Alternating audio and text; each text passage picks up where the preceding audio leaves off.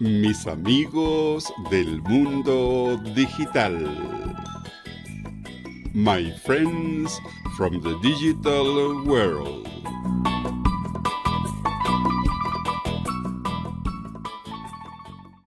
Doucement, doucement, doucement s'en va le jour. Doucement, doucement, à pas de velours. La rainette dit sa chanson de nuit et le lièvre fuit.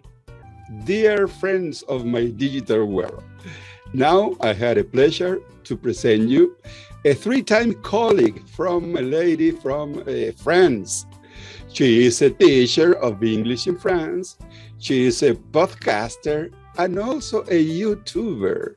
So please, Brigitte, tell us an intro about your activities for the audience to know you better. So I am Brigitte. I'm a teacher. I was an English teacher till 3 years ago when I retired and did lots of other things too. And I live in the southwest of France, although this is not my region of origin. I come from a northwest Germanic area, whereas here we're close to Spain. So the bridge of the city behind me is close to the Atlantic Ocean. It is called Bordeaux, and it's famous for its wine. Everybody knows the Bordeaux wine, and this is the area where I live now. Okay. Well, as you know, in Chile we have a very good wine too. Yes. Yeah, I know this. Yeah, go ahead. Yeah. Okay. Now I would like you tell us something about your education, primary and secondary school, Okay. and also about your school system. Perhaps it's interesting to know how is your educational system. I wanted just to add that I was married to another teacher and had 2 grown-up children, 2 big boys, and 3 grandchildren too. So I'm a granny. Yeah. As to the stories of school, yeah, what was funny in my childhood is that when I went to kindergarten, we were, it was a co-educational school, you know, we are boys and girls together. Yeah, from that time. At that time, but when we were 6, we were separated. So there was a school for boys, a school for girls, and even in the schoolyard, we were separated. We had different playgrounds. Wow. And when I went to high school, because I went to high school when I was 11, you know, that it was a high school that grouped all the children in the whole, middle school and high school.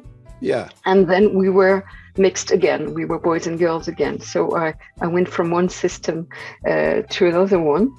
And, it's the way it was. We had very strict rule before 1968, which is a big date in French history because there was a big revolution where we, not a civil war, but revolution of a university student. Yeah, universities, everybody, all the country was on strike for weeks and weeks. Yeah. And because the system was too rigid, and so lots of things changed after that. Before we had to wear, blouses at school, everything was strict, severe. So there was an air of freedom in 1968, where things changed, and it was the same year that the role of, how would you call this? A representative of the children, of the pupils, stayed at the staff meeting, when we decided on the notes, when we commented on the kids in class. So there was, from that date on, pupils could attend the meetings where the teachers met 3 times a year. And it was a very important role. I was elected that first year, and I represented my classmates at this assembly. Yeah, and this still exists, and they have a more and more important role to play with parents too now, and lots of other representatives. I think that's movement from the city. It has impacts in different countries. I heard that here in Chile also impact those activities. It was a worldwide news. Sorry? It was a news worldwide. I think in so many countries they impact your movement, student movement. Yeah. And indeed, I think that after the war, we had to rebuild everything to get the country back on tracks, to rebuild everything, and there was a happy time in the 60s, the early 60s, and then came difficult times, and people revolted against the system that was too strict, and it happened in other countries too. Indeed, as you said. That's made me recall a famous song from Pink Floyd. Hey, teacher, leave the kids alone. The wall. Yeah. So tell me more about your activity as a dirigente. I don't know, as a representative of the student. That was in high school. That was in high school, and also. I was only 12 years old, but I was 12. Yeah, I was 12 only, and it was the first year that these existed. So I was so proud and anxious. Wow, you was a pioneer. Yeah, I was, and these were all days. Now they're very important, and they attend every meeting.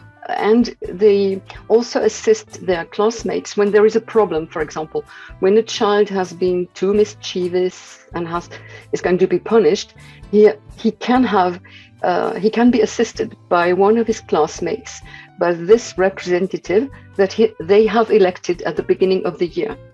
They are the ones who speak with the teachers when they need something. They need to tell something to the teacher. For example, if the teacher gives too much homework, if they don't manage to do something as a class, I mean, not as individuals, well, they have their representatives, and the representative goes to the teacher. And I remember when I started, I was a very young teacher then, the representative who was the same age, who was 12 years old, his name was Joseph, I remember well. He came and told me, Madam, I've been to the principal. I told him that my classmates were not kind with you. So because the principal knocked at my door and said, could you come to my office, please? And said, oh, what have I done wrong? And so, he said, don't worry, I just wanted to reassure Joseph because he was worried about you because his classmates were not kind. Oh, you did a good job there. Now, I would like to know when and why started you the idea to become a teacher. Okay. And perhaps teacher or the English language, when appeared your interest in the English language? There are two steps, in fact. Okay. I've always wanted to be a teacher when I was a child, but I rather imagined I would be a school teacher. I wanted to be a teacher and a seamstress, dressmaker, the two of them. So I did both. In fact, as a matter of fact. Yeah, I did both. And I started learning English when I was 11. And as I went further, 3 or 4 years of English, I said, well, this is what I want to teach. I wanted to teach languages.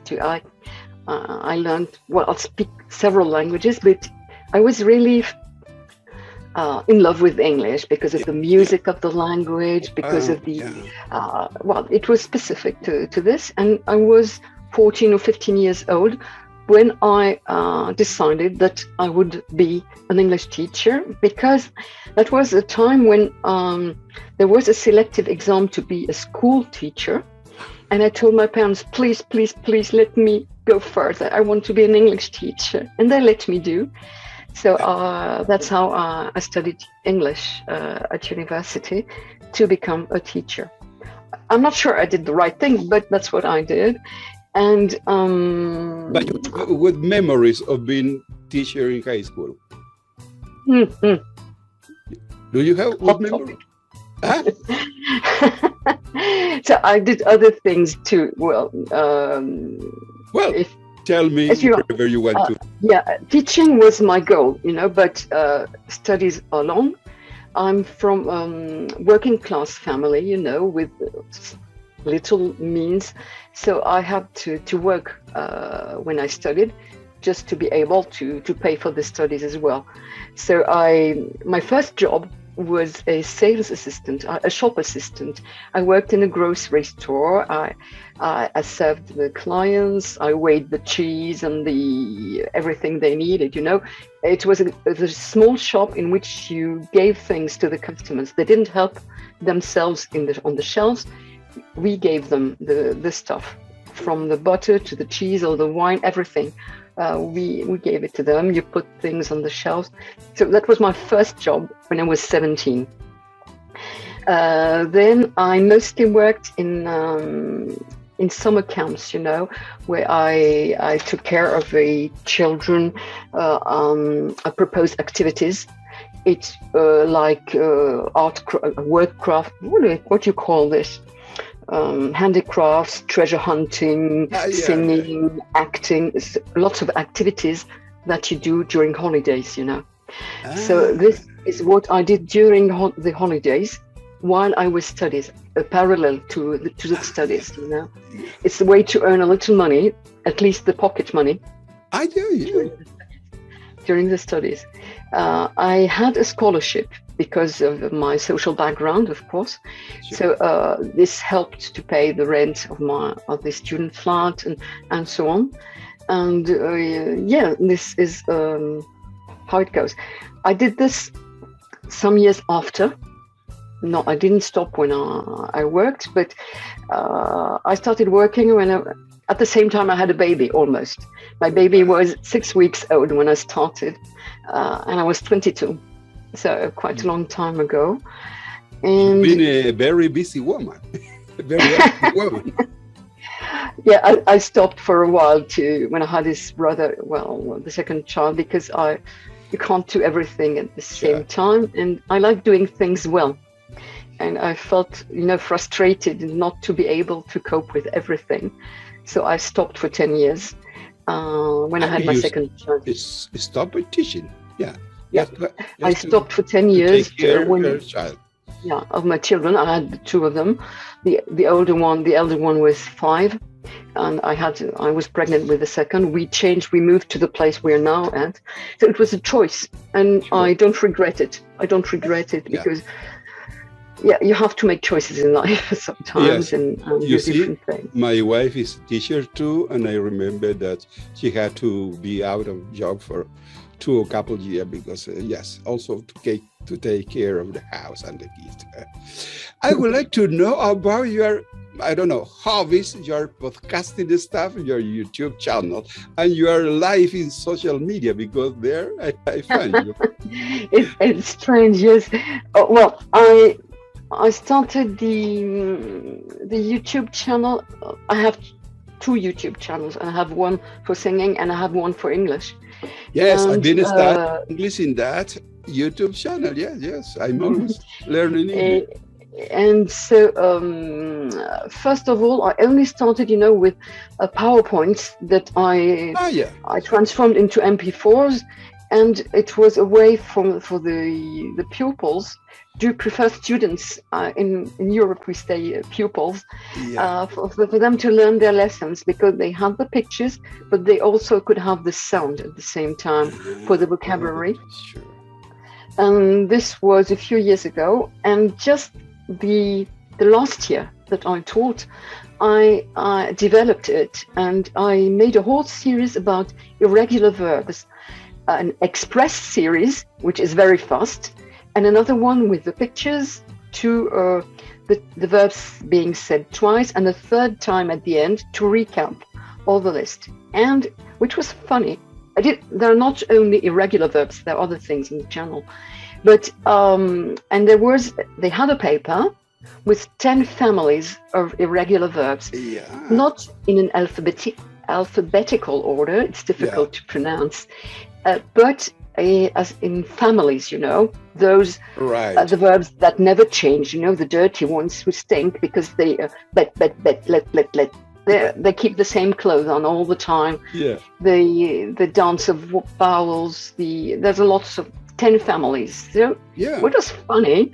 there was a game when we had a verb in class. When they came across a new verb, hey, give me the family, please. And the fastest were the one who found the family first, and they completed their paper and noted down the new verb. And in those days, it was only 4 years ago, in the stats of the YouTube channel, you had a green line when people were connected. So on the bus in the morning, when they were on the bus in the morning, I saw that green line. I had, I don't know, 50 views, just in 10 minutes, because they were revising their verbs on the bus. So you see, a lot of people around the world is studying English. Yeah. So that's a good audience. You see, I've been studying English in your channel. Yes. Yeah, did you? And the podcasting stuff. The podcast is a little different. I did it for me first because, as you have noticed, I tend to speak way too fast and to stumble over my words, to be nervous and so on. So I created it last year and started reading stuff that people had published in the chat box, for example, or poems, or in the beginning it was this. I read things that were posted or that I liked. For example, the New Year's Wishes by Jacques Brel, a Belgian singer.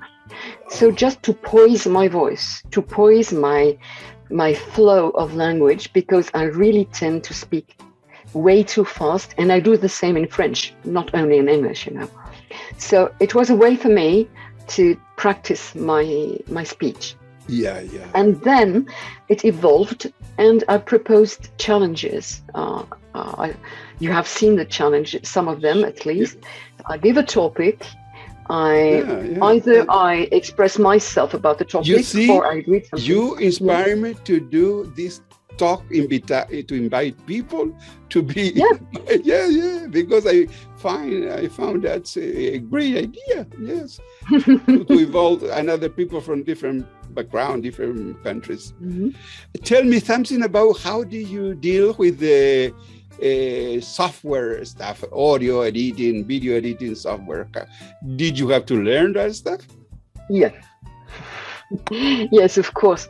What is strange is that there are softwares that are so intuitive, I understand them right away. Yes. Even if I search, I'm not comfortable with what do you call them? Tutorials. So I need to practice by myself. You don't like tutorial? You don't like tutorial? Sometimes I do use some, but it's long. So I prefer. I search a lot of tutorial for doing new stuff. Yeah, but I like to find by myself. Yeah. I'm very curious. I'm a handy woman. I do lots of things with my hands, and so I need to discover by myself. So with the video, there are softwares that I can't deal with. So I need something intuitive that I can find. I will make mistakes. I will find out tricks at some time or the other. I bought one. If you don't make mistakes, you don't learn. Yeah, that's a good way to learn. Error, yes. So I hesitate. My videos now, I find them better than the ones I did at the beginning. Yes, me too. Yeah. Yes. Because you're evolved.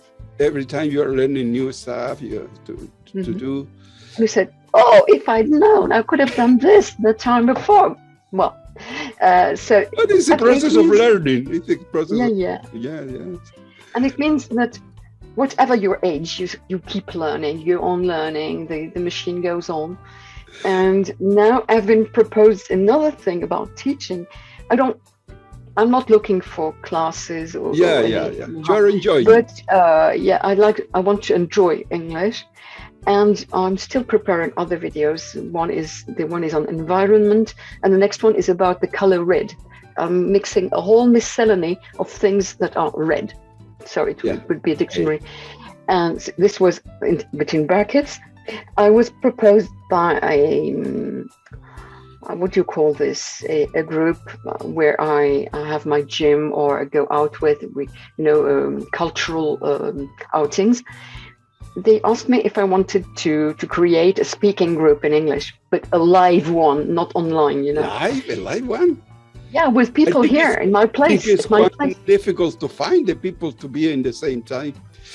Tell me something. Well, we'll try. When there is a will, no, there's a way. That's okay. Tell me something, because in the messenger, you're telling me that you were a bit you were preparing something for this talk. You took it so seriously, and I just that you were a little nervous. Why? No, I am nervous. I'm anxious. I can't help it.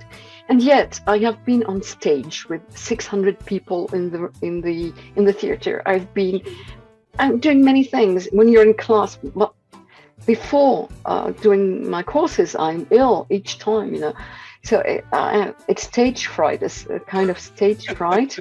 It's terrible, but how can you do? I think we teachers we are not afraid of speaking in public. You see, we are very talkative persons. So it's part of our job to talk. Yeah, it's part of the job, but there is another thing, maybe because of the world to be perfect, because teachers often have been good pupils. So with students, we are confronted with performance and so on. So this means that I'm also afraid not to be up to the standards, not to do the things right and so on. And with aging, the memory goes bad. So I didn't write much. I just printed your questions and wrote 2 or 3 things on my paper. That's all. But so as not to forget them. But what I didn't tell about teaching, I just see it on my paper. There is that I didn't only teach. Yeah. I asked you if you could prepare or remember a little song or a children's song in French. Yeah, I have. Yeah. Do you have it? I just had forgotten the files. Oh, I promised him to sing. I had forgotten it. So it's. I told you about a lullaby. Yeah. And imagine you're, in a clearing in the forest or next to a pond. You hear the noises of the animals, of the leaves and the trees. Yeah. And this is something very soft in the evening that you sing to a child. Okay? Yeah. When the day goes away. Yes, and so I have to take my breath because it's not easy to sing here. Yeah. Doucement. Doucement, doucement s'en va le jour. Doucement, doucement, à pas de velours. La rainette dit sa chanson de nuit et le lièvre fuit sans un bruit. I will stop here. Oh, it's not that's great. You see, I close my eye and I start dreaming. Great. You see, I think... I was trembling. No.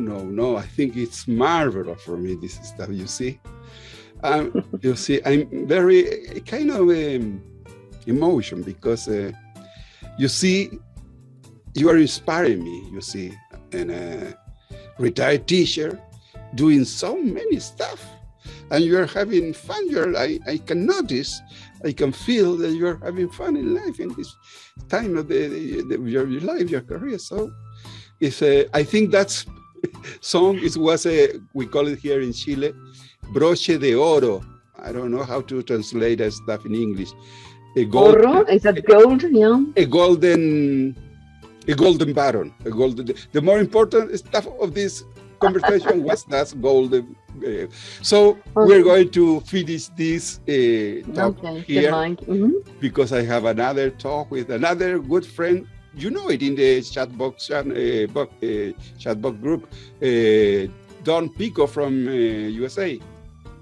Do you remember? Could you repeat, please? Don Peacock. Don, okay, Don, yeah. Okay. So she's so I'm going to talk after you. Fine.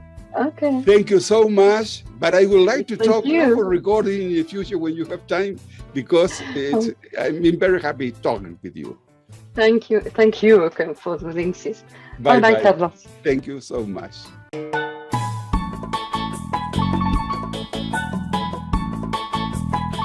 Esto fue Mis amigos del mundo digital. My friends of the digital world.